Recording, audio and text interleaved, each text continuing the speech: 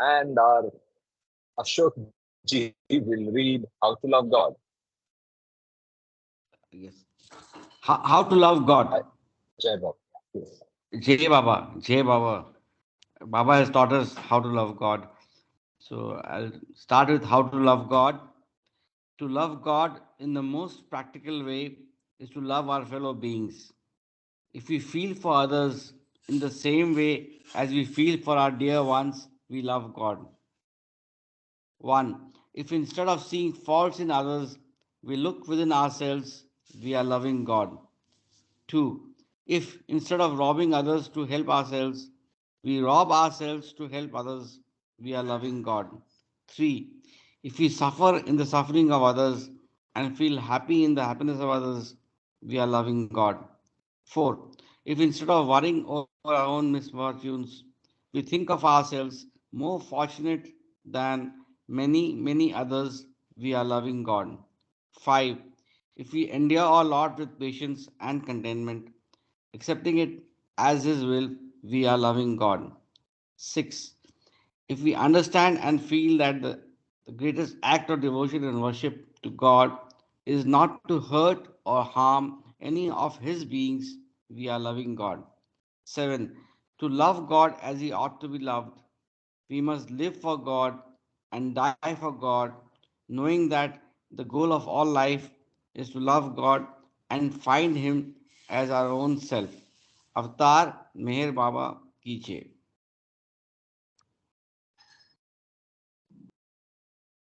Thank you.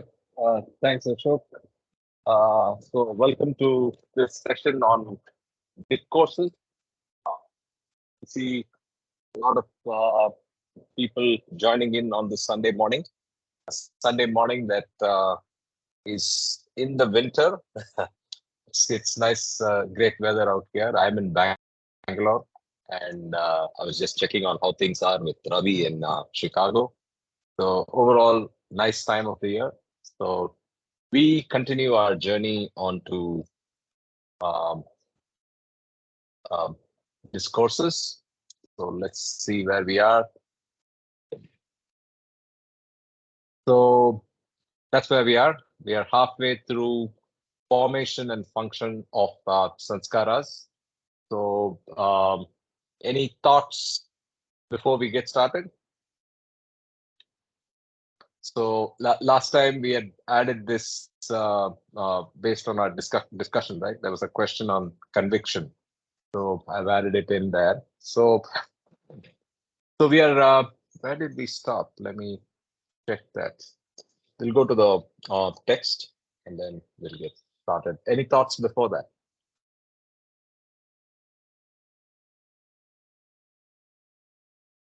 Jai Meher Baba. Yes, Neha ji, boliye. Hi. Hi. Karthik, I'm in Mehrabad and there are at least 125 people from Sufi group has just, Yes, they've arrived, yeah. they arrive. So it is not informed, there is no the information about them and they are performing here, performing on today also and on 25th. So if someone can, come or join, they are most welcome. So Thanks, anyone yes. from the group, yes. I just wanted to Lovely. inform because there is no information from trust side or from anyone, So I was wondering why. So this Yeah, is just to inform without getting the into the team member. whys, lovely to know. Yeah, lovely to know about that, and glad to share with everybody. It's So not this for is us for to get MBA into. group. Yeah, Yeah, for invitation to everybody who's MBA. watching. Yes, Yeah, everybody yes. who's watching, please have that in mind. I also know they are traveling south. They are coming to Bairamangala. And as you rightly said, Nehaji, they are also performing.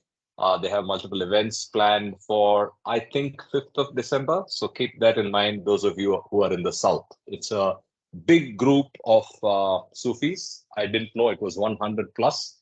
That's nice to know. And it is in honor or probably the first visit of Murshid Walker after taking over, right? Walker Lambert. So Yes. Murshid Walker Lambert is traveling for the first time as Murshid to India. He has visited before. He has had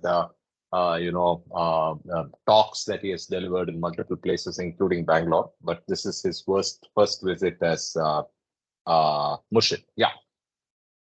Thanks for giving us that info. So let's then start from the formation and function of sanskaras. Let's see what we did last week before continuing, right? So what we are at is before the types of sanskaras. So we did analysis of the human experience. We understood sanskaras originate in experience. We understood the distinction between natural and non-natural sanskaras. And we also saw that manifested life arises out of will to be conscious in absolute. So that's the classic divine theme idea of the teleological purpose of life. So the teleological purpose of life is to be God in a conscious state. Then we saw the idea of the whim. I'll repeat ad nauseum till everybody is bored. The best way to know about whim, please read Beams. Right? The chapter on whim in Beams is the best way to understand the idea of lahar or whim. Absolute unchanged by bhas of manifestation. So the idea of the nothing, the nothing which we perceive as to be something. Most original bhas, then progressive evolution of consciousness and forms. Again, divine theme. Human consciousness, winding of sanskaras, the concept of the stick and the rope, the string. Examples of potency of impressions. Impressions of superstitions. We saw the example of the person in the graveyard with the cloak and the stake. And experience becomes harmonious when freed from sanskaras. So pure experience is unhindered, unconnected by the past, and that is basically sanskaras, and hence is free. It's harmonious, right? So that's where we were. We are not in a rush. So though we could have read this one page in a rush to finish it last week, we did not. So any volunteers to read from this point? We're starting at types of sanskaras and states of consciousness. I can read. Start. Sure. Sanskaras can be classified, yeah. Sanskaras can be Avatar Meher Sorry, Baba Ki Jai. Sanskaras can be classified according to essential differences in the nature of the spheres to which they refer. Referring to these different spheres of existence, they are found to be of three kinds.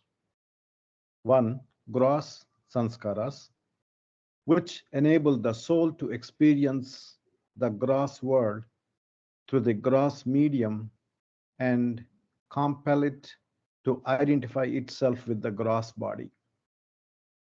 Two, subtle sanskaras, which enable the soul to experience the subtle world through the subtle medium and compel the soul to identify itself with the subtle body. Mental sanskaras, which enable the soul to experience the mental world through the mental medium and compel it to identify itself with the mental body. The differences between the states of where am I? The differences individual between souls, the second states, line, yeah. The differences between the states of the individual souls are entirely due to the differences existing in the kinds of sanskaras with which their consciousness is loaded. Thus, gross conscious souls experience only the gross world. Subtle conscious souls experience only the subtle world. And mental conscious souls experience only the mental world. The qualitative diversity in the experience of these three types of souls is due to the difference in the nature of their sanskaras. Okay, I have pause a there. There's a question. lot of, there's a lot said there, so we can unpack question first. Please go ahead.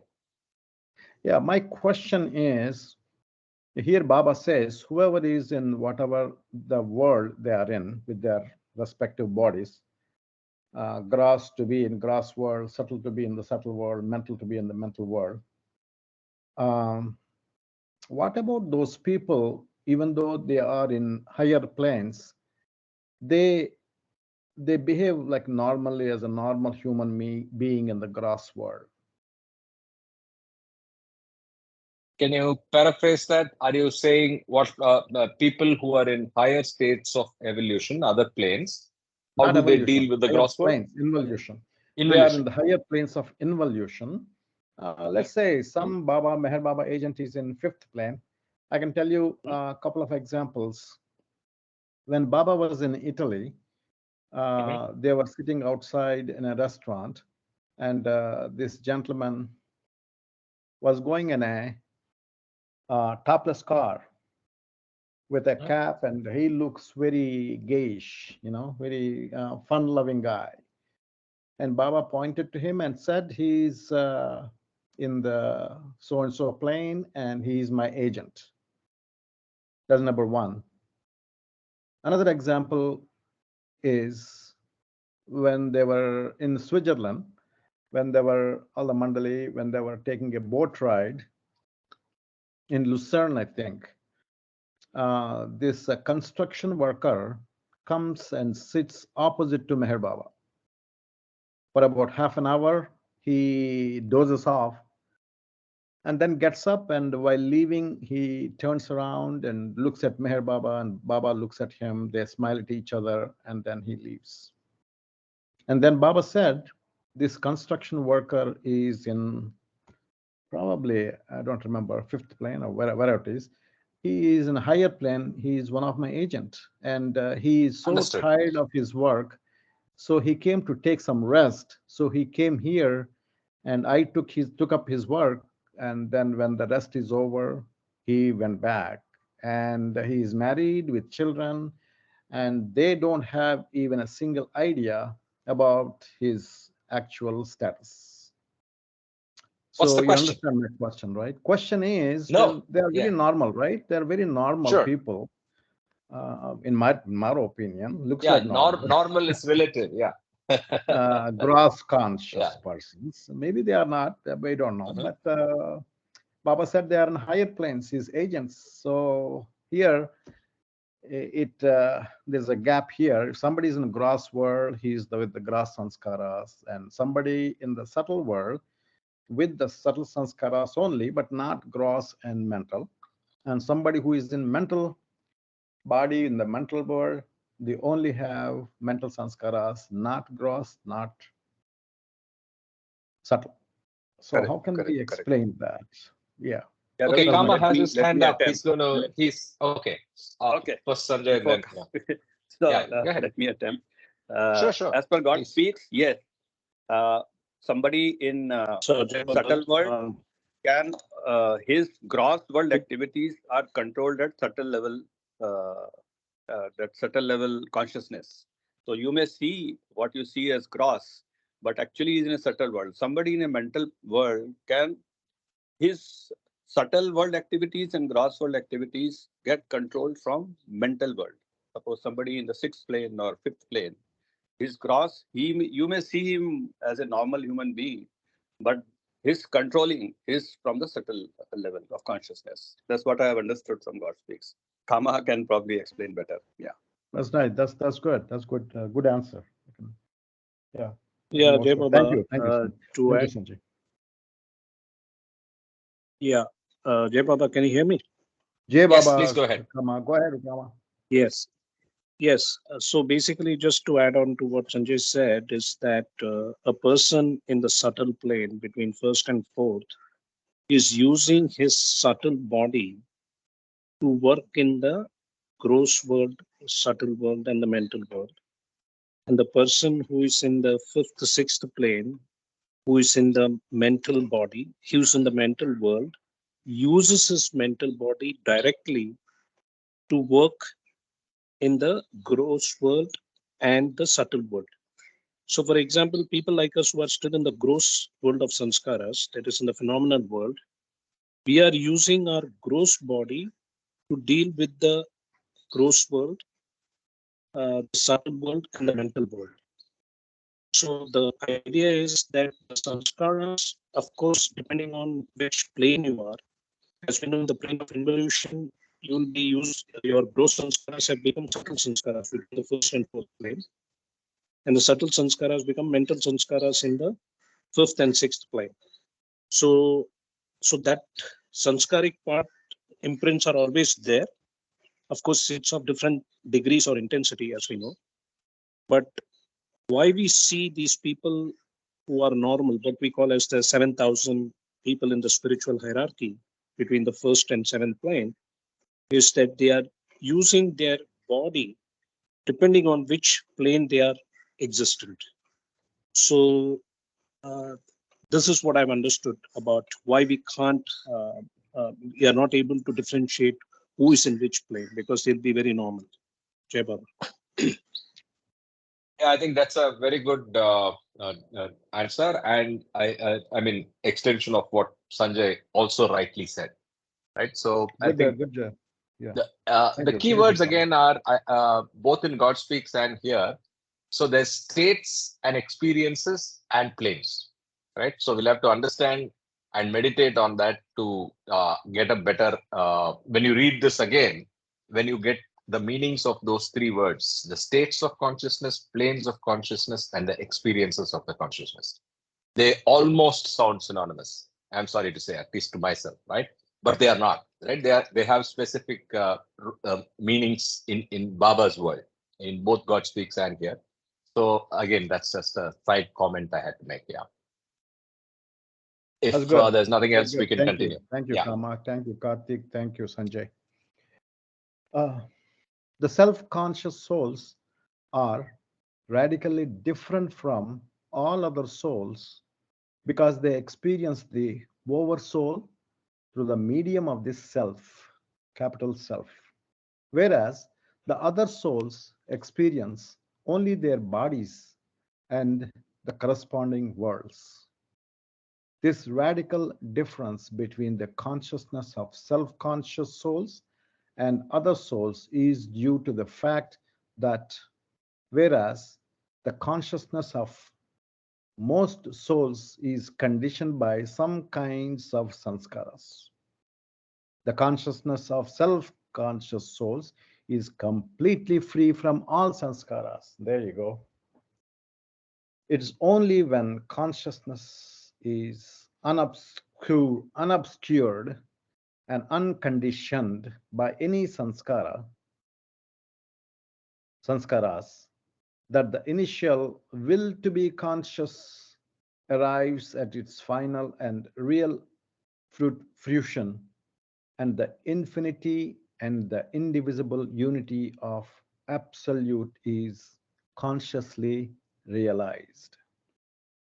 The problem of deconditioning the mind to the removal of sanskaras is therefore extremely important.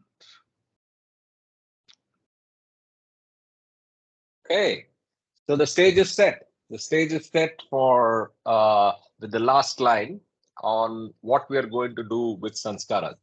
But let's just pause here for a minute and try to answer some questions or ask some questions, discuss some points to gain a better foothold before we go to the next chapter. So, is it fair to say that God, oversoul, reality, all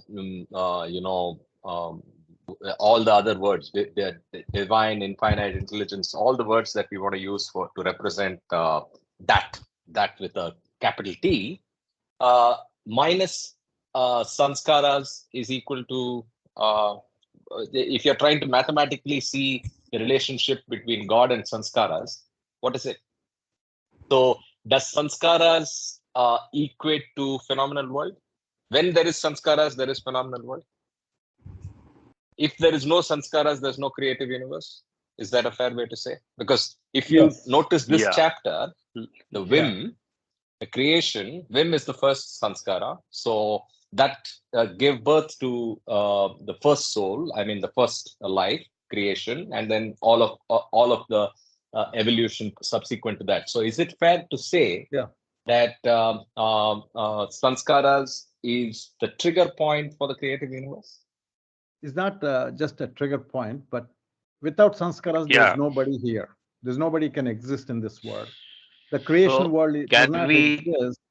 Can I let me finish this? After Ravi, Any living being, is with the sanskaras. There are two sections of people we can say. The people who are going through this illusion, that is all the jivas, and the second set of people is all the people who are Brahmibhuts, Mazoops, and God realized people, avatars, perfect masters, everybody. Even they have yoga sanskaras. That's how they operate. Without sanskaras, nobody can live in this world. Jai Baba.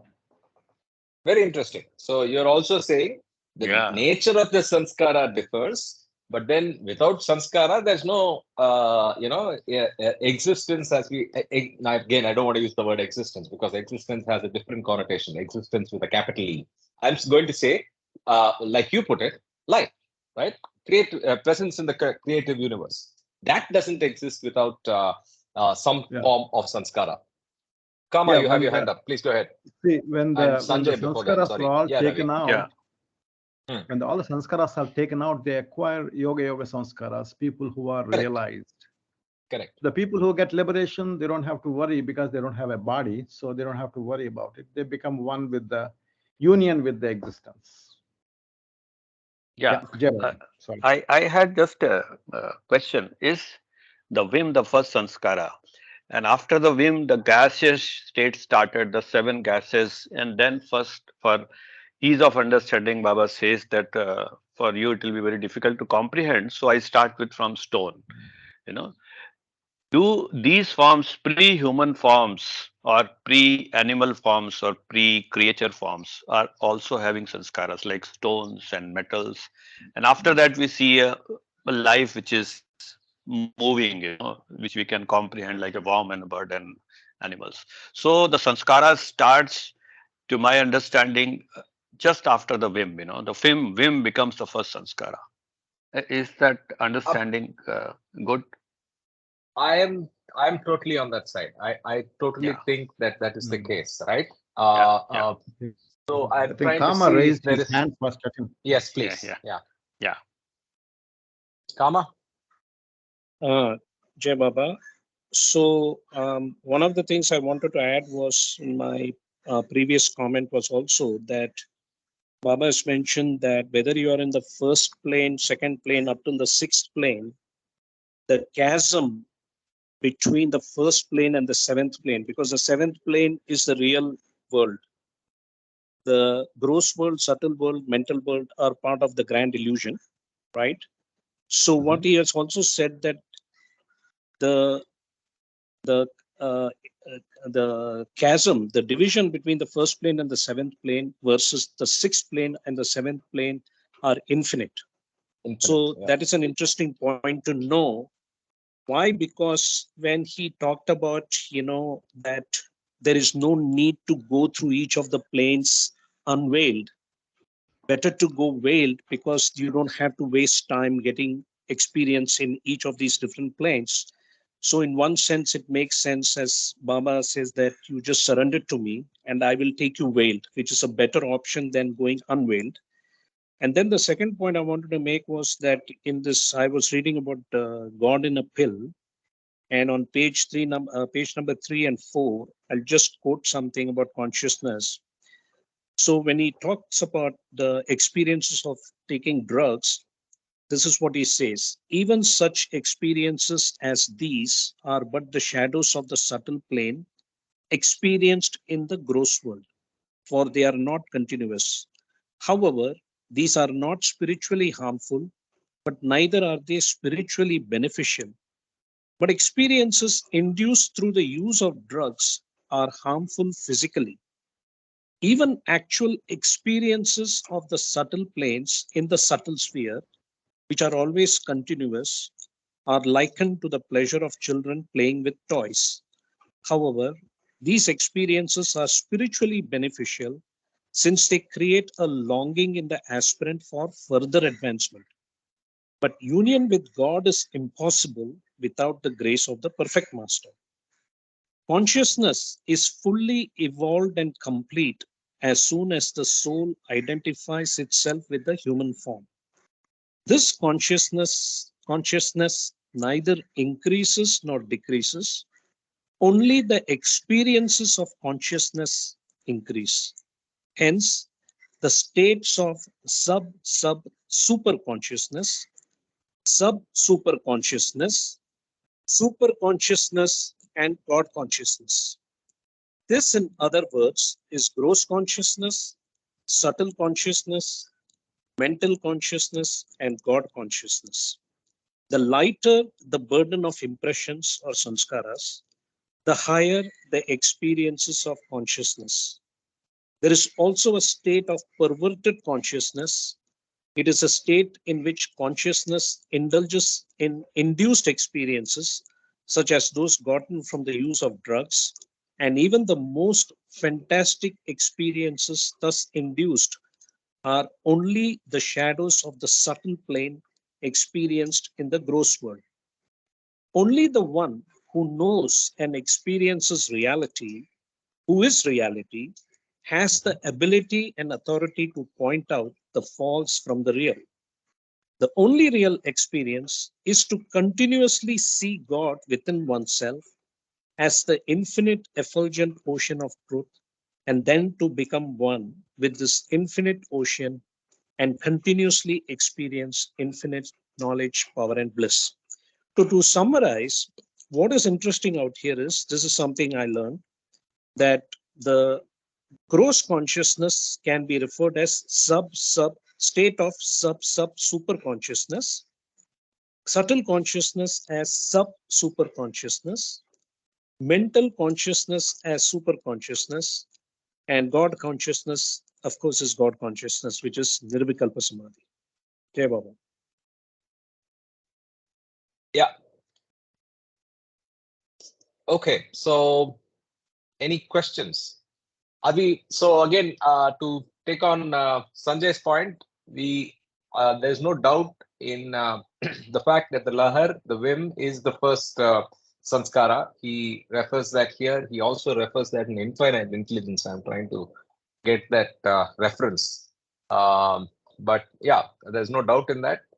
Though it is difficult to conceive for the human mind as to how the I know exactly what your question was, right? The gaseous forms and the early forms, right? How is that even possible to also have something in the nature of a desire that we as humans are used to? But sanskara is the locus. It is the point of reference with which everything is linked to. That's unambiguously clear in Baba's literature. So we can. I want to confer, or I want to.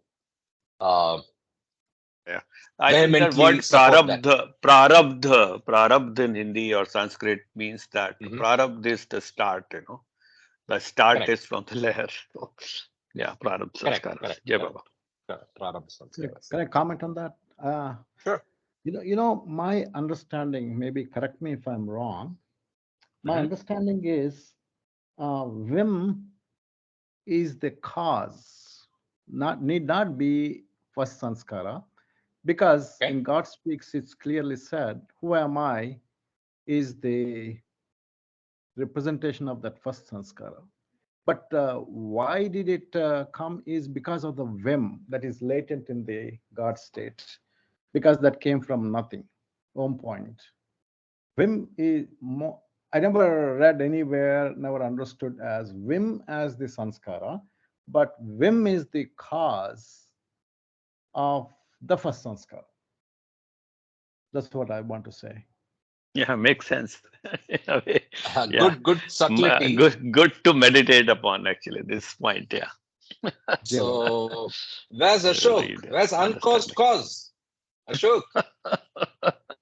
He loves uncaused cause. Jai Are you Baba, there?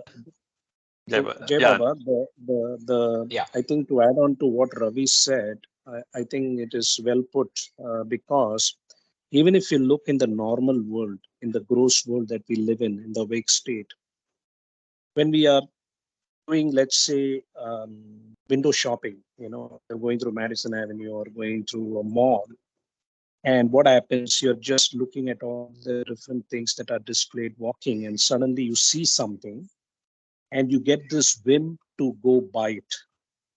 So the thing is something equivalent to what the most original whim, who am I? It's latent. So as Ravi rightly put it, because in God speaks, consciousness, infinite unconsciousness, the whim is all part of the real nothing, which is part of the real everything. So the whim is something, as he rightly said, when the whim arises, who am I? Then that creates the first impression. So the whim is not the first impression, but the who am I question creates the first fundamental impression. Okay, Baba. Yeah, I think logically I agree, but I'm finding one more reference here. I Googled it and located the page number. So thanks to somebody who has put it out there. So if you see, of course, this is in see the first desire. Where do all sanskaras come from in the first place? The first desire, Baba in the main matter calls it the first word.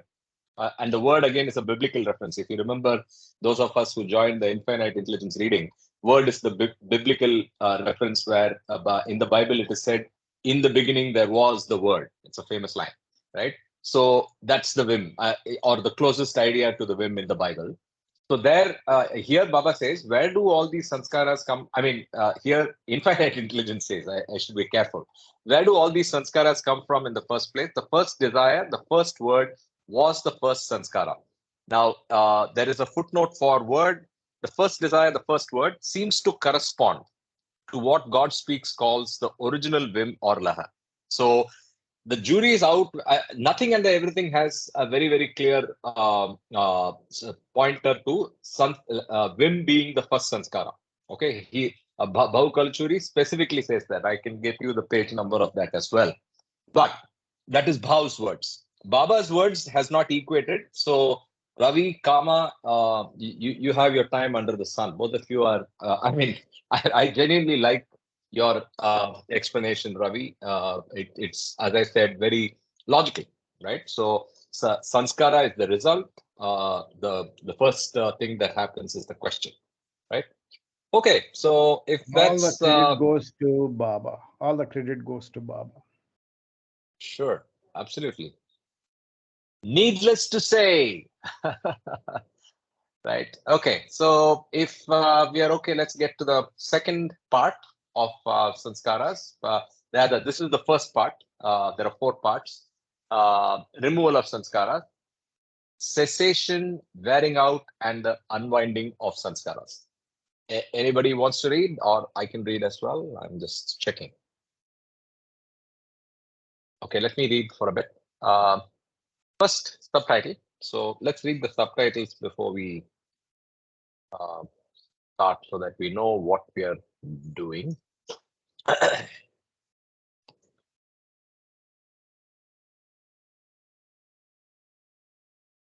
So what are we going to learn in this part? Sanskaras prevent self-illumination. Problem of securing release from sanskaras. Then there's 5 ways of securing release from sanskaras. Let's see what they are.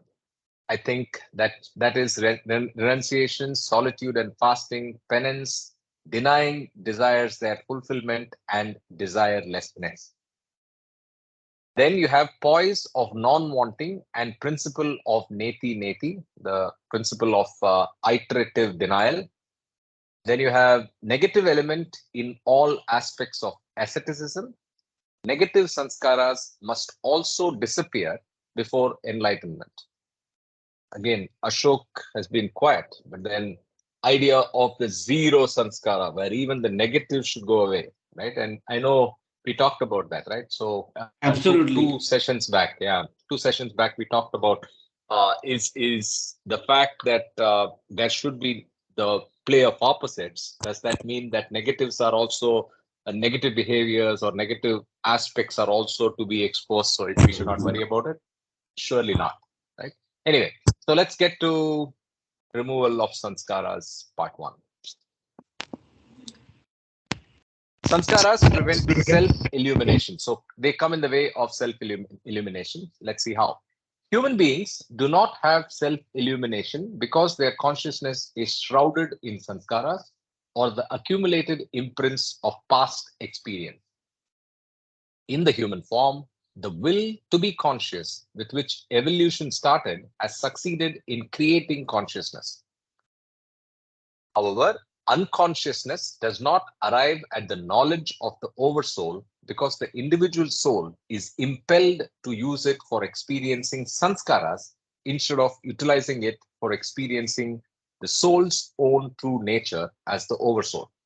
The experiencing of sanskaras keeps it confined to the illusion of being a finite body trying to adjust itself in the world of things and persons. So quite a bit said here. So first is consciousness is a gift we receive when we come to the human form, right?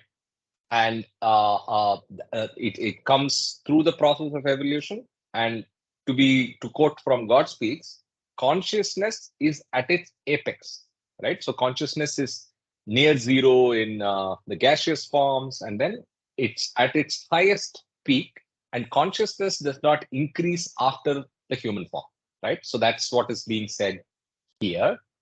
Then, however, he says, unconsciousness does not arrive at the knowledge of the oversoul because the individual soul is impelled to use it for experiencing sanskaras.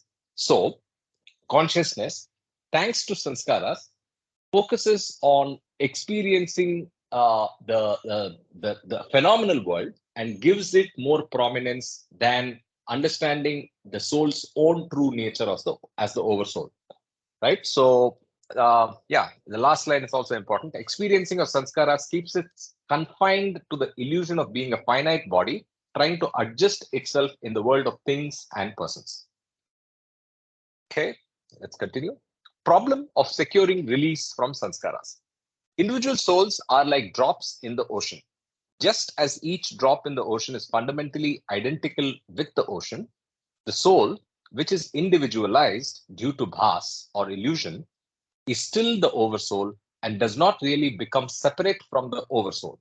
Yet, the envelope of sanskaras by which consciousness is covered prevents the dropped soul from having self-illumination and keeps it within the domain of duality. In order for the soul to consciously realize its identity with the oversoul, it is necessary that consciousness should be retained and that sanskaras should be entirely removed. The sanskaras, which are contributory to the evolution of consciousness themselves, become impediments to its efficacy in illuminating the nature of the oversoul. Henceforth, the problem with which the will to be conscious is confronted is not that of evolving consciousness, but that of releasing it from sanskaras. So the focus changes from the human form, and that's how the word changes as well. So you move from evolution to involution, right? If I may add, please, Karthik, Ashok. Yeah. To keep it very simple, of course, it is a very important part we are reading, but to keep it simple, our soul is like a mirror covered with the dust of sanskaras, and we just have to ensure that all the dust is removed and nothing new comes in. That means we have to reach a state where the mirror is completely cleaned, or let's say in mathematical terms, sum zero, no dust, no nothing. And if anything is left, we require the grace of the perfect master to make it clean. That's putting it in a very simple way. Does it make sense? Yeah, so Yeah, have a good yeah, it microfiber makes, cloth and be in a dust-free yeah, paint booth. Sorry, Sanjay. yeah. Go I ahead. mean, from this example, of course, it looks very simple, but we have to pass through the process, like a dirty cloth which the washerman throws on the stone, so get ready to be beaten up. And there is also an example of the sugar being refined, the scrum comes out. You have to get boiled, you pass through that process, which is very Yeah, painful. I'm not So it's denying the not as process. simple. Yeah. So we should be ready to face the difficulties and miseries of life, actually. And only by going through that process, you become eligible to have that grace that we are talking of, actually. So there are these two examples also are equally important and to be kept in mind. Yes. Yeah. Jai Baba. Kama has a hand up. Jai Baba. Yeah, Jai Baba. To add on to what has been said, again coming back to the term consciousness and super consciousness. So the first initial urge, or what you call as the most original whim, who am I, created the first basic impression. And so the consciousness of the soul is going through different degrees of consciousness. That is, it is evolving consciousness through the plant, animal kingdoms and reaches full and complete consciousness in the human form. So once consciousness reaches the human form, there is no more evolution. Consciousness is full and complete, which is termed as super consciousness, because we have gross sanskaras being in the gross world. And then, as we know, the transition from gross sanskaras to subtle sanskaras creates super consciousness. And then he talks about the mental plane. So what is interesting out here is that, to add on to Ashok, that the super consciousness is covered by a layer of sanskaras, which is the winding sanskaras, which has to be spent in the reincarnation state, and then it has to be unwound in the involution state. So that is one part. The second part was also coming back to the terminology of the whim. And is the whim the sanskara, or who am I is the sanskara? From what I understand is the whim, the most original whim itself, which is defined as the sanskara, is who am I? So you can't say whim without who am I, and who am I without the whim. So both are actually equivalent to creating the first sanskara. That's my understanding. Hey, Baba. Hey, it looks like you're hedging. You have to be definitive. Rama, that's not your style. It's a You're terminology. being diplomatic. No, it is a terminology aspect, because I'm when just somebody pulling your in leg. Bhau culture Yeah, says, I understand that. when the whim is the first sanskara, but what is the whim? The whim is the who am I? Because whim can be many different things. The whim to become a Nobel Prize winner, the whim to become whatever. And we know that the only real whim is the who am I? And the answer is also given. We are all Aham Brahmasmi, walking Buddha, Sanal Haq. So definitely the whim and who am I are both equally the first sanskara. That's how I would look at it. If you say the most original whim is who am I, nothing else. So that creates the first actually sanskara. brings me to something that's related. In the chapter in Beams as well, there is this simultaneous appearance of two things, right? So that's talked about, which is the consciousness and unconsciousness. In the same way, I'm just reminded of what Kama brought up now. There is a simultaneous appearance of both the question and hence the sanskara, right? So that could be a very good way of understanding this as well. Having said that, like Sanjay said, please meditate on this concept of whether what is the true nature of the whim and what is the true nature of sanskara, and we can again talk about it when we meet next week, right? So let's see how we can release, get a release from the sanskaras. Baba's talking of 5 ways, right? Let's go there. The release from sanskaras takes place in the following 5 ways. First one, the cessation of creating new sanskaras. This consists in putting an end to the ever-renewing activity of creating fresh sanskaras. If the formation of sanskaras is compared to the winding of a string around a stick, this step amounts to the cessation of the further winding of the string. The first one is very simple. Just don't add any more, right? So that's technique 1. Second one, the wearing out of old sanskaras. If sanskaras are withheld from expressing themselves in action and experience, they are gradually worn out. In the analogy of the string, this process is comparable to the wearing out of the string at the place where it is. Third one, This depends upon how strong is the sanskaras. Sanskaras have strength also, right?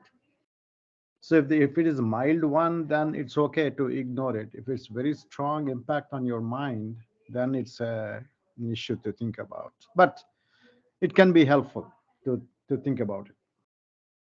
No, but this is let's remember what this is, right? So he is giving the finite list of possibilities, the 5 ways in which sanskaras are released, right? So in that, as you rightly said, based on the nature, the strength, the vintage of the sanskara, they may have to be using one of the 5 ways to actually, the soul has to use one of the 5 ways to get rid of it.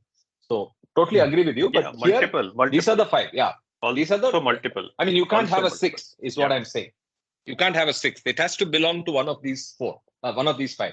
First is you don't create new ones. Second is the wearing out. The string is just getting weakened in the end. It's fraying, right? The third one is unwinding of past sanskaras. This process consists in annulling past sanskaras by mentally reversing the process that leads to their formation. Continuing our analogy, it is like unwinding the string. Fourth one is dispersion and exhaustion of some sanskaras. If the mental energy that is locked up in sanskaras is sublimated and diverted into other channels, they are dispersed and exhausted and tend to disappear. So it's basically transmutation. You take one sanskara, one desire, and convert it to others. Net loss is not there, but you have exhausted some sanskara. It's not a net loss in the sense that it's not equal to 3, 2, or 1. It's just conversion to another is my understanding from this, but happy to discuss as well. 5 is wiping out of sanskaras. This consists in completely annihilating the sanskaras. In the analogy of the string, this is comparable to cutting the string with a pair of scissors. The final wiping out of sanskaras can be effected only by the grace of a perfect master. So this is just, one snip and it's all over, right? So the stick is there. You are in control of only 4 of them, right? Yes. So the 5th one is not in control. So Correct. It comes as a grace. And the concept of seclusion and concept of going into jungles is what it is covered in 1 and 2, seclude yourself so you don't create new ones and you weaken the old sanskaras because you don't get a chance to spend your sanskaras, like good food or sex or anger or whatever, so that weans out slowly. So people go into jungles and seclude themselves. 1 and 2. That's a very popular method in a way, Yes. Yeah, Baba. So that's coming up. In fact, that's the next few paragraphs. So where the penance renunciation that Sanjay is mentioning is going to be talked about. Let's continue. It should be carefully noted. Yeah, sure. Jai Baba, okay. It was Kama's hand. Yeah, yeah. So, Kama, I don't look what I at the want, hand so often, so please jump in whenever there's a pause. You are not going to get negative marks. okay. So when you are talking about the 5 different types of removing sanskaras, it's just a framework, basically. But what is actually we have to understand is that we know that action can be defined as action of thoughts, action of words, action of deeds. So thoughts create weak mental impressions. Words, emotions, desires create strong, subtle impressions. And the action of deeds create powerful, gross impressions. So that is why it is said that you can't control thoughts, but as long as you don't convert the thoughts into action of deeds, you're safe. And Baba had this example of the mosquito net, that you can't control the mosquitoes, but I'm the mosquito net. So we are also told not to indulge in our good or bad thoughts, because that is something you can't control. It is part of the sanskaric makeup. So in a sense, that all the sanskaras that we are accumulating, whether through spending sanskaras or we are trying to unwind sanskaras, is based on our action of thoughts, words, and deeds, which we may call as intelligent action, which is unwinding sanskaras, or unintelligent action, which is spending sanskaras. Jai Baba. Absolutely. Well said. Well said. Very important. Okay, so let's continue. It should be carefully noted that many of the concrete methods of undoing sanskaras are found to be effective in more than one way. And the 5 ways mentioned above are not meant to classify these methods into sharply distinguished types. They represent rather the different principles characterizing the spiritual processes that take place while sanskaras are being removed. For the sake of convenience, this part will deal only with those methods that preeminently illustrate the first 3 principles, namely the cessation of creating fresh sanskaras and the wearing out and the unwinding of past sanskaras. The methods that predominantly illustrate the last 2 principles, the dispersion and exhaustion through sublimation of sanskaras and the wiping out of sanskaras, will be explained in parts 2 and 3. Now, important point to note is, like I said, this is not a complete list. These are the 5 chief methods or types, not to be confused as the complete list or the exhaustive list, which I said a few minutes back. So I'm underlining again, it is not, right? Having said that, so we will look at the first 3 in detail in this part. The first one, renunciation. If the mind is to be freed from the bondage of ever accumulating sanskaras, it is necessary that there should be an end to the creation of new sanskaras. Fresh multiplication of sanskaras can be stopped through renunciation. Renunciation may be external or internal.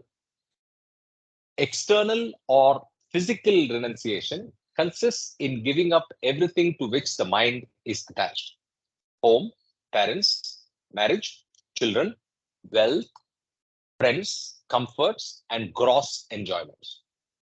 Internal or mental renunciation consists in giving up all cravings, particularly the craving for sensual objects.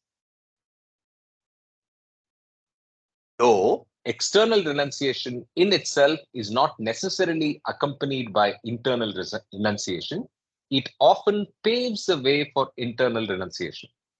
Spiritual freedom consists in internal renunciation and not in external renunciation. But external renunciation is a great aid in achieving internal renunciation. The person who renounces his possessions disconnects himself from everything that he had or has. This means that the things he renounces are no longer a source of fresh sanskaras. He thus takes an important step towards emancipating himself from his sanskaras by putting an end to the process of forming new sanskaras. This is not all that is achieved through external renunciation. With the renouncing of everything, he also renounces his past bindings. The old sanskaras connected with his possessions get detached from his mind, and since they are withheld from expressing themselves, they get worn out. So, renunciation, two types of renunciation, external and internal. Internal is spiritually positive or spiritually superior, but external takes you to internal, and also external has clear benefits of detaching yourself and hence not creating new sanskaras, and more importantly, also giving you an avenue to forget old sanskaras. Mahu, you have your hand up, or you took it back. Whoops. You want to say something? No, yeah, I want to say something. This Sure. is important, but I want to say, well, this, I think it's important. See, with Baba and this particular Advent, I like to emphasize that we are not an ordinary being who is reading Meher Baba's discourses for the sake of academic accomplishment or sake of knowledge, gaining knowledge, or understanding even as a mental level. We are following and hopefully we're loving Meher Baba, who is in this context is giving us these discourses. So when Baba talks about renunciation, it is important that when he talks about external renunciation, which earlier he talked about, eventually renouncing your home, your parents, your wife, your children, your possession, house, job, car, you name it. Particularly the one that we have most attachment. That's important. This is not in a way means to leave it alone and just give it all out and don't think about it. Don't drive your car. Don't call your parents. Leave your wife or husband. Ignore your children. And there are stories that people had misunderstanding and went to Baba, and Baba said, "This is not what I said. You got to attend to all those. Yet in the back of your mind, know well that this is all Baba's." So when we are following Meher Baba, our renunciation, who are we renouncing it to? We're renouncing it to Meher Baba. How do we renounce it to Meher Baba? Baba said that whatever that we do from morning that we get up, right, till evening, hopefully the time that we remember, it's hard to remember 24/7 or even 24 hours. Just dedicate that all to Baba. Baba, I'm doing exercise for you now. Baba, I'm eating for you. Okay, this is for you. This is for you. Or another way, Baba, you're doing it. Baba, I'm not doing it. You're doing it. You're doing it. And then what happens?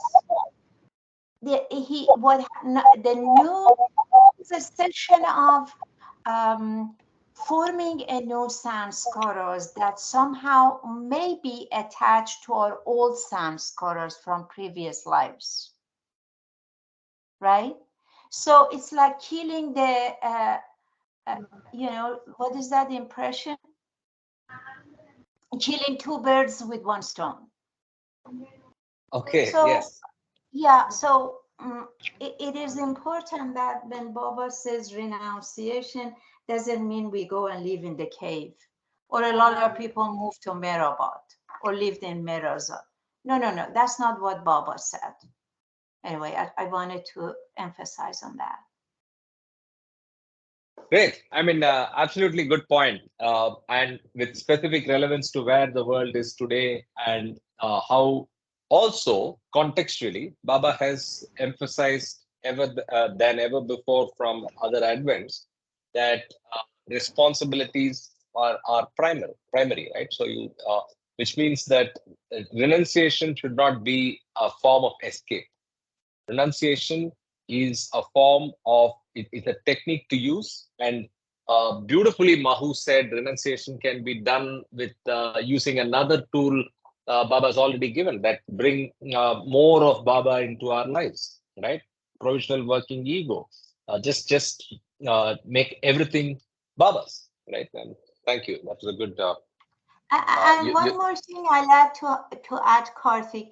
Then when we give it all to Baba and he takes he takes responsibility for our words, deeds, and action, eventually you see his footprint. And you see that all this belonging that you have is non-relevant. They are void, as if they don't exist. He helps you to get there.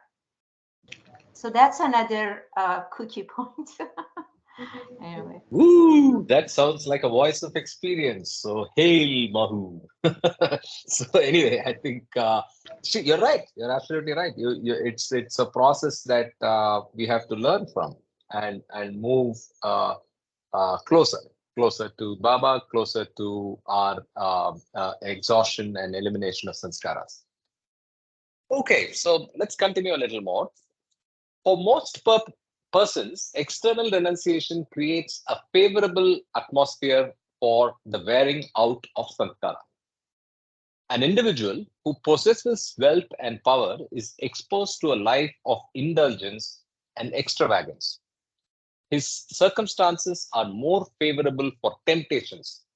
Man is mostly what he becomes by being chopped, chiseled, and shaped by the sculptor of environment. Whether or not he can surmount his surroundings depends upon his strength of character. If he is strong, he remains free in his thought and action, even in the midst of action and reaction with his environment. If he is weak, he succumbs to its influence. Even if he is strong, he is likely to be swept off his feet by a powerful wave of the collective mode of life and thought. It is difficult to withstand the onslaught of a current of ideas and avoid falling prey to circumstances. If he resists the circumstances, he is likely to be carried away by some wild wave of collective passion and get caught up in modes of thought that he is unable to renounce.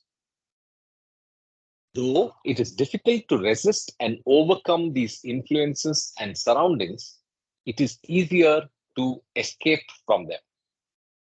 Many persons would live a chaste and straightforward life if they were not surrounded by luxuries and temptations. The renunciation of all superfluous things helps the wearing out of sanskaras and is therefore contributory to the life of freedom. So again, emphasis on external renunciation being a way of reducing the exposure and hence helping you lead a better life, right? So, Karthik, if I may say, so external renunciation is sort of a preparation or a precondition for the internal renunciation. So it prepares you. It's preparatory, right? Is that what is the essence of what is being read? Correct. Yeah, primary student, primary class, first, second, Yeah, third it is standard. making it easier. It's making it conducive. Yes, Yeah. it's a catalyst. Beginner. Catalyst for the path ahead. Correct. Anyway, one thing that kept jumping in my head is what I wanted to quickly share. So if you look at renunciation today, it's one of the biggest gifts and boon and bane of this current generation has been the mobile phone. So I'll just use an analogy, right? So if you look at it, it has been proven that the biggest source of distraction today in productivity, in work, in factories, in offices is basically the mobile phone. So attention spans have come down because there is a mobile phone that tells you something all the time, right? And it's a easy way to get away from the work that you're doing and doing something else. So a simple way of leading a chaster life for all of us would be to actually have less importance to the mobile phone. Start with just remove all notifications, right? That's the start. Go to the phone when you have the time and use all the tools that are there today to manage your screen time, right? And that would make you a better person in the world. So use the tool, but then use it on your terms. I mean, this just kept coming in my mind, so I want to tell you that. Karthik, relevant point. It is basically you have to do a screen fast. Yes, perfect. Get away from the screen. Yes, not just mobile, any screen. Okay, so the two. By the way, anybody wants to read? I've been reading and I forgot to rotate.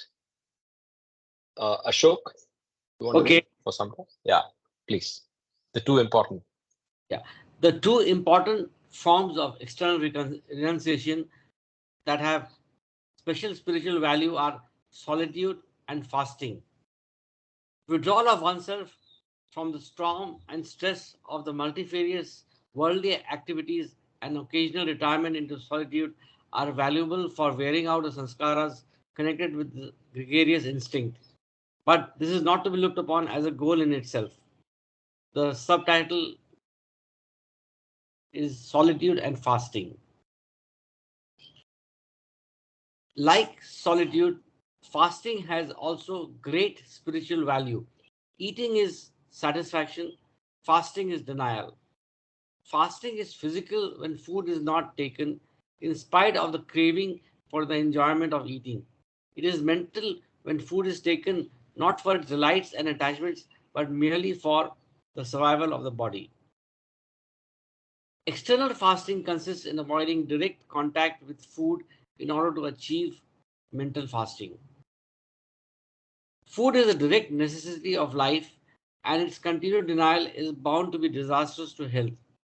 Therefore, external fasting should be periodical and only for a short time. It has to be continued till there is complete victory over the craving for food. By bringing into action the vital forces to withstand the craving for food, it is possible to free the mind from attachment to food. External fasting has no spiritual value when it is undertaken with the motive of securing the health of the body or the sake of self-demonstration. It should not be used as an instrument for self-assertion. In the same way, it should not be carried out to the extreme until the body is reduced to its limits. Self-mortification through prolonged fasting does not necessarily promote freedom from the craving for food.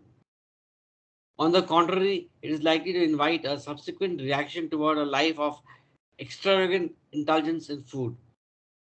If, however, external fasting is undertaken in moderation and for the spiritual purposes, it facilitates the achievement of internal fasting.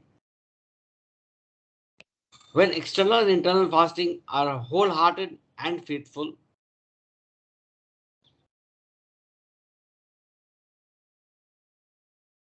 they bring about the unwinding of sanskaras connected with the craving of food. Can we read this line again from the last line? Sure. When external and internal fasting are wholehearted and faithful, they bring about the unwinding of sanskaras connected with the craving of food. Craving for food, yeah. Yeah, craving for food, yes, sorry. Correct. No. So yeah, so I think any questions or thoughts, comments? I'd like to make a comment. You see, everything like as far as food and fasting also, or external renunciation has got to be very natural and, like Baba said, not for the sake of like modifying your external being or for the sake of health. Like, for example, if you're doing fasting to lose weight in order to look good and do this and do that, that doesn't count. That doesn't count. It depends on your intention behind it. But if you do fasting to eventually stay away from your attachment, especially for certain food that you're attached, like people are so crazy about chocolate, about ice cream, mostly sweets, and so forth. We can start from that, not to completely eliminate that, but lessen it a little bit, until you get to the point that you don't really have craving for it. Not at least as much as before. But it's important to know, like when Baba, there are many interviews when he was coming to the West, probably East too, but when they were coming to him for interview, the first thing that Baba would ask them, of course, with a hand gesture, have you eat? Baba said, have you eat? With his gesture. Did you have a good sleep last night? Did you have a good sleep? So I thought about that, and I thought, well, why would Baba say that not to one person, mostly 7 out of 10? That was the first thing that Baba would bring up, because him having an infinite knowledge, knowing everything, he probably knows that the time that they were there to be in his presence is so precious and so rare that even if you have a thought about, oh, you're hungry, you didn't have your breakfast this morning because you rushed to that place for Baba, or if you lost your sleep last night from the excitement of seeing Baba, when you're there, you're not completely present, right? I mean, you have this thing going on in your stomach, or you're like you are lethargic, you're not completely alert, and so forth. So depriving ourselves from things that are normal and it helps us to remember God is not a way of doing it. Not with depriving, but doing it very naturally, moderately, and little by little by little. That will work. Of course, for some sanskaras, it will work. But again, each prescription is unique. So I agree with your comment, and I think I have also always wondered why Baba gave so much emphasis to the questions you mentioned in all meetings. Wherever he met, maybe as you said, 7 out of 10, he used to ask these questions, and I keep wondering why. Yeah, maybe it's just to test how free the mind or how full the mind is of only Baba, right? But again, the other way of looking at it is he need not ask that question to figure that one out. So he knows it all. But anyway, I think overall, good discussion around fasting and the true nature or the beneficial fasting and non-beneficial or general fasting, right? So now let's get to penance, if there are no Yes. other comments. Yeah. Penance. Yes, sir. Sure. The unwinding of many other sanskaras can be brought about through penance. This consists in augmenting and expressing the feeling of remorse an individual feels after realizing that he has done some wrongful act.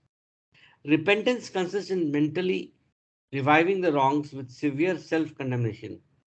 It is facilitated by availing oneself of the different circumstances and situations that stir up penance or by remaining vulnerable during periods of emotional outbursts, or by deliberate efforts to recall the past incidents with a remorseful heart and acute disapproval. Such Can you penance. read this part again? I'm sorry, it's such a long sentence. Can I you will. read this? Yeah, and it's slower, please. Thank you. Yes. Thank you. Repentance consists in mentally reviving the wrongs with severe self-condemnation. It is facilitated by availing oneself of the different circumstances and situations that stir up penance, or by remaining vulnerable during the periods of emotional outbursts, or by deliberate efforts to recall the past incidents with a remorseful heart and acute disapproval. Such penance unwinds the sanskaras that are responsible for the action.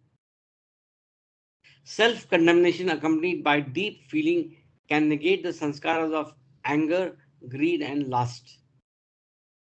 Suppose a person has done irreparable wrong to someone through uncontrolled greed, anger, or lust. Sometime or the other, he is bound to have the reaction of self-killing remorse and experience the pricks of conscience.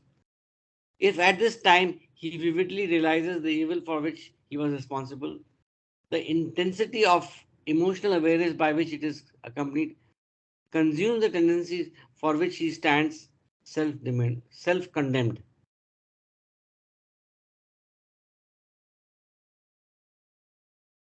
Okay, so I'm reminded of how we should and how we actually do the repentance prayer, right? At least I speak for myself, right? So it should be accompanied by, as he says, remorseful heart and acute disapproval, right? So if you're able to do that, then you're able to unwind or work on the sanskaras. Otherwise, it's not a free pass. It's not. I mean, unfortunately, a lot of us, repeat mistakes that kind of pop up when we do the repentance prayer. I'm speaking again personally for myself, and it's not a free pass, right? So you have to work on those, have deep remorse, and have acute disapproval and hatred and remorse. Basically feel that, hey, I shouldn't have done that at all. I will never do it again. The reason I shouldn't have done it is this. The reason I did it is this, and I hope the reason that I did it doesn't happen again, right? So again, mechanical reading of the prayers are less useful, right? Just wanted to make that point. Anybody else? Absolutely. And I would like to introduce this acronym which has been formed, which is LAG, lag. Something which, Lust, anger, greed. Huh? yes. No? Okay. So I think that is the key towards, not doing something which, which you will regret later. Sure. Would you mind reading again from here, please? Sometime Yes. or other. Yeah, thank you. Definitely. Sometime or other, he is bound to have the reaction of self-killing remorse and experience the pricks of conscience. If at this time he vividly realizes the That's conscience. That's a conscience, not conscious. Thank you. Yes, Yeah, correct. pricks of conscience. Yeah, thank you. I'll read it again. Sometime or other, he is bound to have the reaction of self-killing remorse and experience the pricks of conscience. If at this time he vividly realizes the evil for which he was responsible, the intensity of emotional awareness by which it is accompanied consumes the tendencies for which he stands self-condemned. Self-condemnation. So Wait a minute. It's not, can somebody try to explain the second line? It's too CD Deshmukh for me. You know what I mean? If at this time he vividly realized. Where is the second line, Karthik? Where's the No, second? this line. Oh. If at this time he vividly realizes the evil for which he was responsible, the intensity of emotional awareness by which it is accompanied consumes the tendencies for which he stands self-condemned.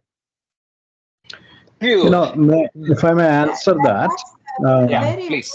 if somebody has, let's say I did some mistake, okay, I said something to somebody and there's so much effect and I didn't feel at the time, and maybe after 1 week I start, oh, I said this, and that other person felt very bad, and why did I say that? The intensity of my feeling was such that I want to commit suicide. You know, that was the reaction in me.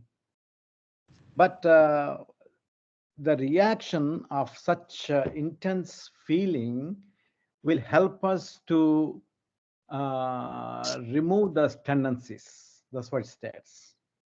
Okay, so yeah, I think I got it. So basically what he's saying is, if at this, let's say there's something that's deserving of condemnation, the intensity of the emotional awareness which is accompanying that actually consumes the tendencies, which is what you're saying, which is basically that it removes those. Correct. Okay, understood. Tendencies are nothing but a set of sanskaras together for a particular event or incident. Yes. Thank you. Thank you. Mahu, you were saying something, Yeah. And also, I'm sorry, somebody wanted to say something, right? No, Ravi finished, I think. Go ahead. Oh, Ravi finished. No, I was trying to, I forgot what I was going to say. But, the intensity of that remorse, or emotional reaction, awareness that you have is coming from your conscience, actually, because conscience is a inner feeling that is viewed as an individual as something that is guiding you toward wrongdoing or right doing. So our conscience is kind of driving us toward doing something or not doing something, feeling disappointed or having remorse or not having it. Right? So eventually you are the one who is determining what to do. Right? Yeah. Your voice driven of by your conscience. What's that? Driven by your conscience or led by your conscience. Yeah. Led by your own conscience, because Baba says everything is within you.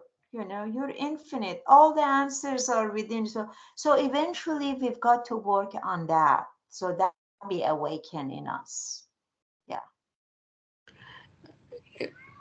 So if I may add, Karthik, basically it's about the self-realization, and this self-realization itself would reduce the intensity of the regret.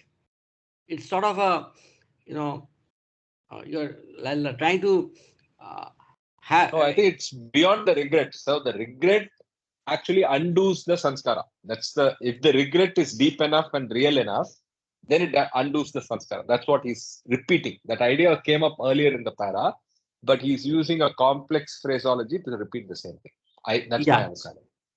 Yeah. So basically, the regret is sort of a the regret itself is the penance, or the you're trying to reduce the potency of the sanskaras by penance. Yeah. Okay, let's continue if everybody's okay. Yeah. Self-condemnation sometimes expresses itself through different forms of self-mortification. Some aspirants even inflict wounds on their body when they are in a mood of penitence, but such drastic expression of remorse must be discouraged as a general usage. Some Hindu aspirants try to cultivate humility by making it a rule to fall at the feet of everyone whom they meet. To those of strong will and stable character, penance can bring the desired good effect through self-humiliation, which unwinds and eradicates the different sanskaras connected to good and bad actions. Others who might be feeble in their willpower also derive benefit from penance if they are under sympathetic and loving direction. When penance is carefully nourished and practiced, it inevitably results in the mental revocation of undesirable modes of thought and conduct and makes one amenable to a life of purity and service. It should, know, That however, line, can you read that line again? It's a beautiful Yes, line. yes. When penance is carefully, when penance is carefully nourished and practiced, it inevitably results in the mental revocation of undesirable modes of thought and conduct and makes one amenable to a life of purity and service. So you're mentally changing your thoughts, your conduct changes, and then you move towards a life of purity and service. So the key is penance should be carefully nourished and practiced. Yeah, I heard another Yeah, voice. Was basically it it has Mohi? to be Yeah, Sanjay, sorry. intentional and with full attention. Sometimes the penance is also very emotional outburst actually. It just happens once and then once again the person gets involved in that. So one has to be very serious and put his mind towards it and plan, decide a plan of action as we say, and then really do it and watch out himself that he is not exact. Whatever he penanced for is not getting repeated. So one has to be very watchful to, I think that's the most simplest word I can say. Yeah. So there can be false So it can be penance nurtured. or So weak penance. nurtured word is, nurturing is not something you do only once. Nurturing is a continuous process. So that thoughtfulness is needed. Yeah. Yeah, Baba. Yes, a pure devoted practice. So it should be, as he said, that carefully nourished and practiced. So Yeah. One thing I like to add, I don't know if I myself don't like this method of self-condemnation. Like for me, I know it's not going to work because it's like you feel it could bring you a sense of guilt. It could bring you a lot of negative feeling about yourself that could cause to a self-harm. Self-harm is not necessarily that you pick up, knife and you cut yourself. No, self-harm means you're not joyful, nourished well-being all the time because you're just, oh my God, can you believe I did this and what an idiot I am. For me, that self-condemnation, quite honestly, is not working. So maybe everybody is different. Let me ask you a question, Condemnation Mohi. is at what level we do. I mean, that's Self-realization what is I a was. better word, I think. Yeah. One at a time. Self-realization. No, no, no. One at a time. Ravi, then I don't. Sanjay, then Neha. Yeah. Okay. Ravi, Okay. finish what you're saying. So, we are evolving from the darkness to the light, right? We are walking in from darkness to light. And as we walk, we change. So each one's expression of changing is different. You may feel guilty, you may feel not acceptable to feel guilty. You may accept whatever the mistakes you have done, but every one of us have a different modes of walking in the future, thinking about the past and correcting ourselves. I think that's what it is. You may have a different way not to feel guilty, but you may have a different path of accepting whatever was done and changing in a way. Right, Mahu? Yeah, I like what you're saying. I think acceptance and accepting is the first step. Accepting that I was wrong, I don't want to do it again, and then do the prayer of repentance and watch your thoughts, watch your feeling, watch your action, and like somebody said here, you got to be watchful all the time. Yeah, acceptance, I like that. Yeah, but nobody can. I'm sure you felt guilty of something you have done. You may not like it, but you have done it. Every one of us have done it, right? That's how there's nothing wrong with that. We do. Mistakes are good, actually, in a way, unless you fall, the baby falls number of times before he walks, right? So falling is very, very important. Failures are very, very important for final success. So feeling guilty Yeah, is failing. also a failure.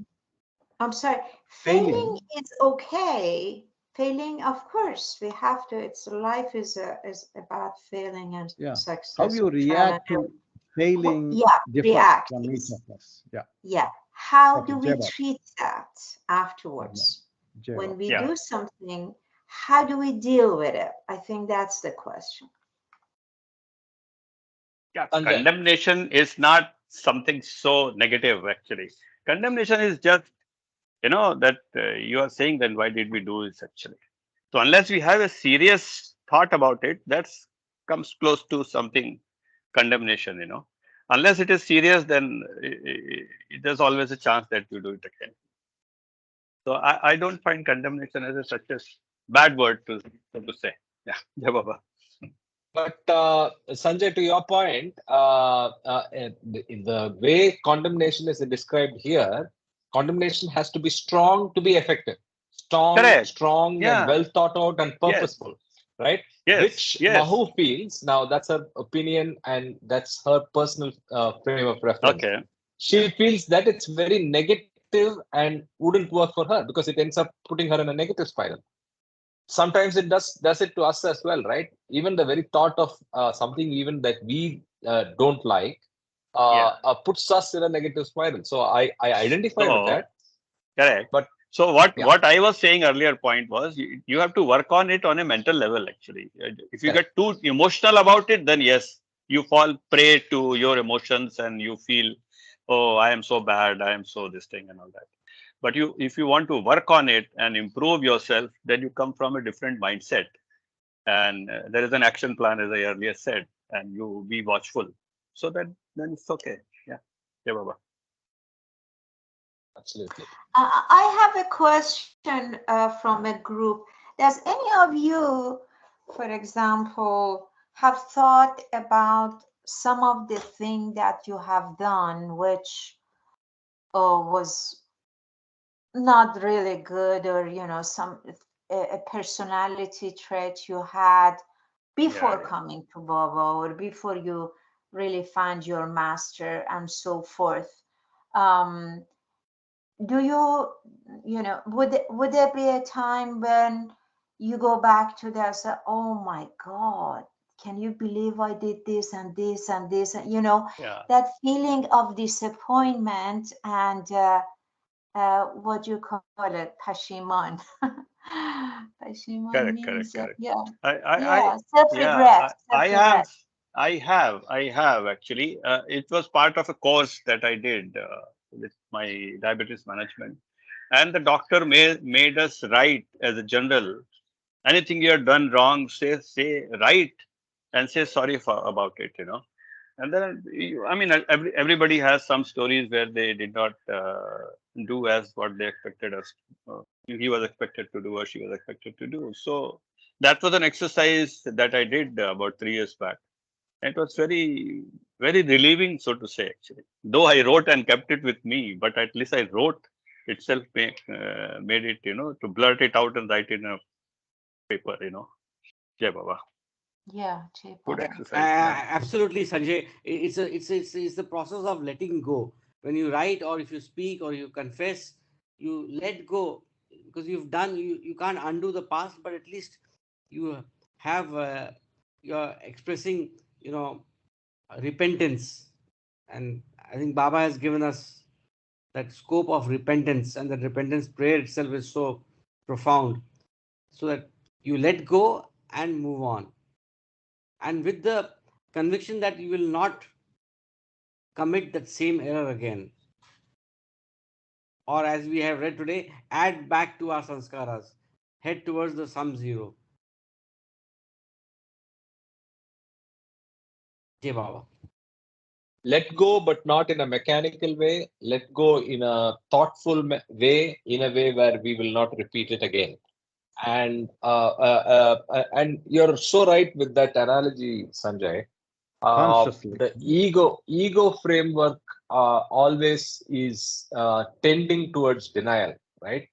So things that we make mistakes, we often are in denial about it, or we rationalize it. Either we deny that it was a mistake or it even happened sometimes, if it's minor, or if it happened, then you rationalize it.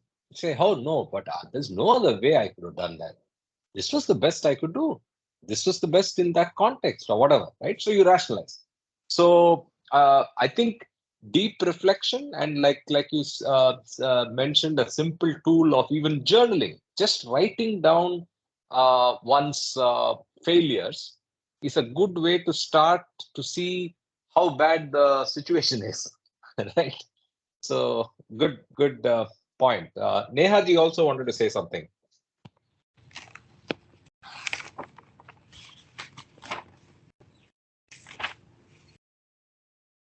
Nehaji, She's muted. yeah, so she's talking on mute. I don't know. Anyway, very interesting. So we had a great call this Sunday morning. I enjoyed this discussion, right from the first part where we finished chapter the first part of formation and function of sanskaras, and then halfway through part one of removal of sanskaras.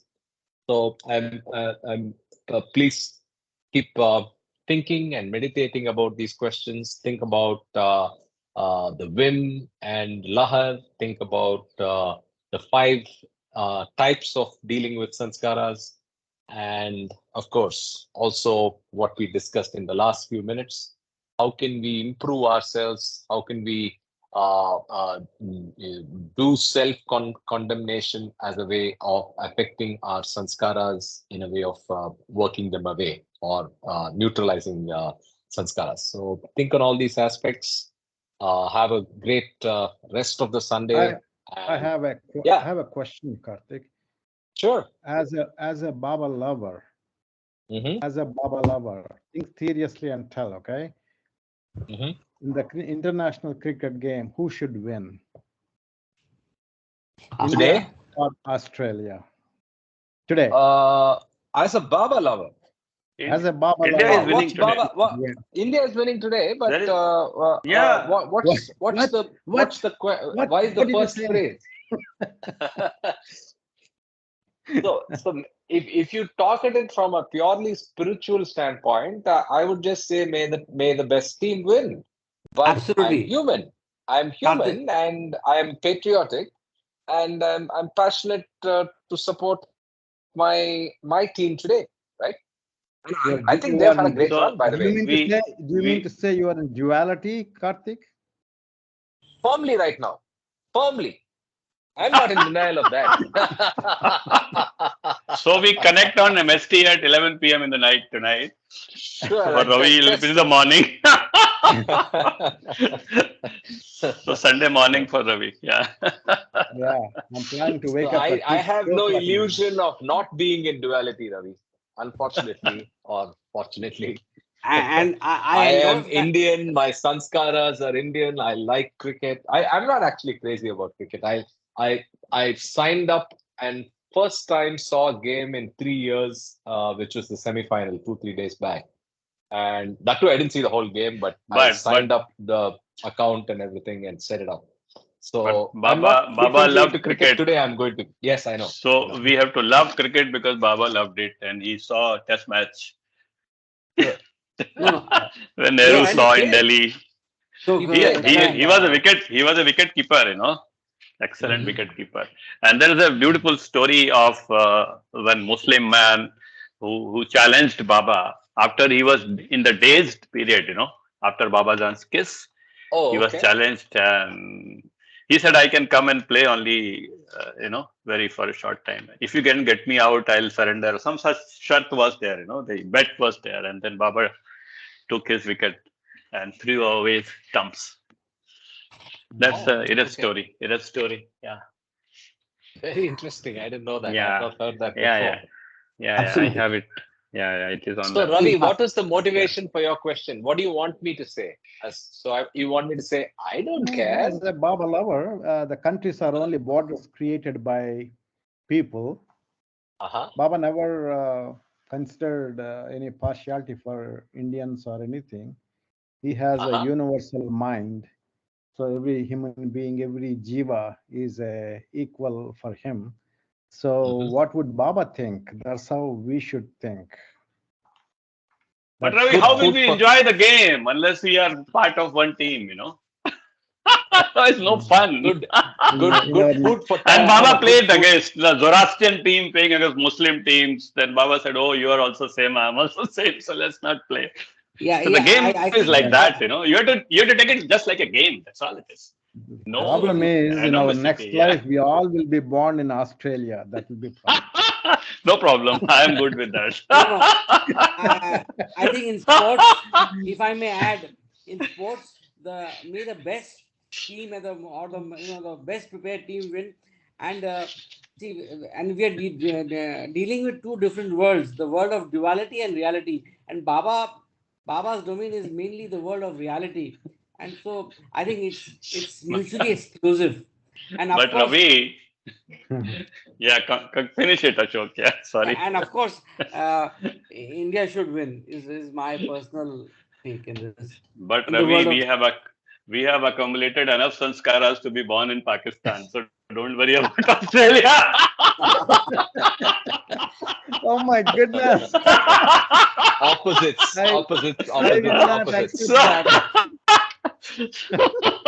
So don't worry about Australia. So we are just going next door. Next life. I cannot be born in Pakistan.